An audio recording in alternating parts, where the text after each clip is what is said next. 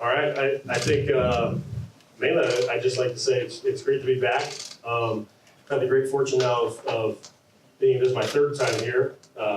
Played in this game in 2009, and now was back as a coach the first time, and now this third time being back, it's been fun because I have a 20-month-old son and a 4-month-old son, but seeing it through his eyes now, we got off the plane and saw Mr. Amigo Man and the dancing, and it was a lot of fun. It's been just what I remember. The hospitality's been off the charts amazing, and our guys are having a phenomenal time so far. Questions? How do you adjust without Bryce Love? Hard to adjust without Bryce Love. Bryce Love, we believe the best back in college football. We're fortunate that he will be with us. But it's cliche, but football is a next man up sport, and we've felt that in a few different ways this year up front and at different positions, and we'll treat this no differently.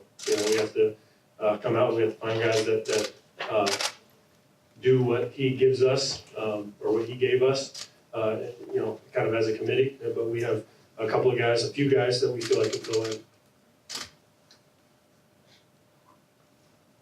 Obviously, JJ's had a tremendous season from Pitt's perspective. They've played a lot of big receivers. What have you seen in terms of what they try to do against guys like him? Well, when you compare it to some other guys they played, obviously Clemson has a very talented receiving core. We saw that was their most recent game. The challenge to playing the Pitt defense, honestly, is that they have a system that they believe in, and they play it extremely well. They play very hard. They know that system inside and out. And so I wouldn't even say that it's what they've done against certain guys necessarily, but just in how they play generally. The two corners outside are phenomenal players. They really do a great job of coming down and challenging you and mixing in their different techniques. The safeties, like I said, they know that defense really well. You can tell it by how they communicate. You can tell it by how quickly they diagnose plays and they go fill their gaps or get into coverage.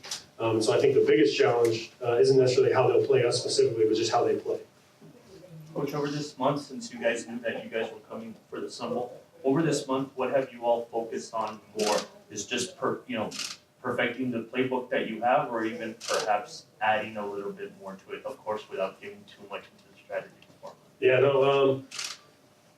I would say we've added a wrinkle here and there, just because you have more time to prepare for the game. But I think probably like maybe Pitt echoed and like Coach Anderson will say, when you get to this late in the season, at this point in the season, you kind of are who you are, and you stay in your lane. And so we're going to do what we feel we do best. And so it was a combination of, to answer your question, it was a combination of both those things. We were perfecting some of the things that we've already had in, but also adding a couple of things that we feel like can attack this Pitt defense. That's a formidable challenge. So we feel like we do have to have some other things in there.